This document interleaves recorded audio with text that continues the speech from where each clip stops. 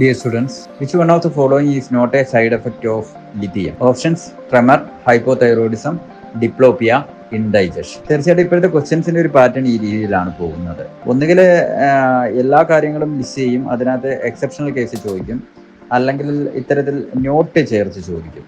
അപ്പോൾ എല്ലാ കാര്യങ്ങളും അതുമായിട്ട് റെലവൻ്റ് ആയിരിക്കും, അതുമായിട്ട് ബന്ധമില്ലാത്തത് കണ്ടുപിടിക്കേണ്ടത് വരും.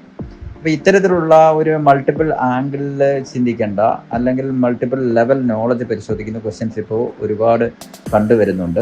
നിങ്ങൾക്ക് ആ ESIയുടെ എക്സാമിനേഷൻ്റെ ക്വസ്റ്റ്യൻ പേപ്പറൊക്കെ നോക്കുമ്പോൾ അത് കൃത്യമായിട്ട് മനസ്സിലാവും. അപ്പോൾ ഇതുമായിട്ട് ബന്ധപ്പെട്ട് നമ്മൾ ഓർത്തിരിക്കാൻ വേണ്ടി ഒരു ന്യൂമോണിക്സ് പറയാം. ലിഥിയം എന്നുള്ളത് തന്നെയാണ് ആ ന്യൂമോണിക്സ് എന്ന് പറയുന്നത്. സൈഡ് എഫക്റ്റ് ഓഫ് ലിഥിയം ഓർക്കാൻ വേണ്ടിയുള്ള ന്യൂമോണിക്സ് ആണ് ലിഥിയം. എൽ മീൻസ് ലൂക്കോസൈറ്റോസിസ് എന്ന് പറയും. ഇപ്പോൾ ലൂക്കോസൈറ്റോസിസ് എന്ന് വെച്ച് കഴിഞ്ഞാൽ ലൂക്കോസൈറ്റിൻ്റെ നമ്പർ കൂടുന്നു എന്നർത്ഥം. I means indigestion. അതുമായിട്ട് ബന്ധപ്പെട്ടുള്ള സകല കാര്യങ്ങളും അതിനകത്ത് റെലവൻ്റ് ആണ്. ഇൻഡൈജഷൻ എന്ന് പറയുമ്പോൾ അബ്ഡോമിനൽ പെയിൻ വരാം, ഡയേറിയ വരാം, ക്രാംസ് വരാം, അങ്ങനെയുള്ള കാര്യങ്ങളെല്ലാം അതുമായിട്ട് ബന്ധപ്പെട്ടുണ്ട്. ടി മീൻസ് ട്രെമർ, അതേപോലെ തന്നെ തേസ്റ്റ്, ഇൻക്രീസ്ഡ് തേസ്റ്റ് ആയിരിക്കും, മീൻസ് ദാഹം കൂടുന്ന ഒരു അവസ്ഥയായിരിക്കും. ദെൻ എച്ച് മീൻസ് ഹൈപ്പോതൈറോയിഡിസം ആണ്. I means increased urine output ആണ്. U means use not in pregnancy. ഇത് ടെറാട്ടോജനിക് ആണ്, അതുകൊണ്ട് തന്നെ പ്രഗ്നൻസിയിൽ ഉപയോഗിക്കരുത്.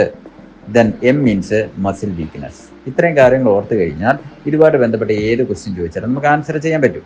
ഇവിടെ നമുക്ക് റൈറ്റ് ആൻസർ ആയിട്ട് ഇതിലൊന്നും ഉൾപ്പെടാത്ത ഡിപ്ലോപ്പിയ എന്ന് പറയുന്ന കാര്യം എടുക്കേണ്ടി വരും.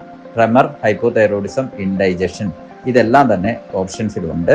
ഇതിലില്ലാത്തത് ഏത് എന്ന് ചോദിക്കുമ്പോൾ ഡിപ്ലോപ്പിയ ആണ്. Okay, thank you.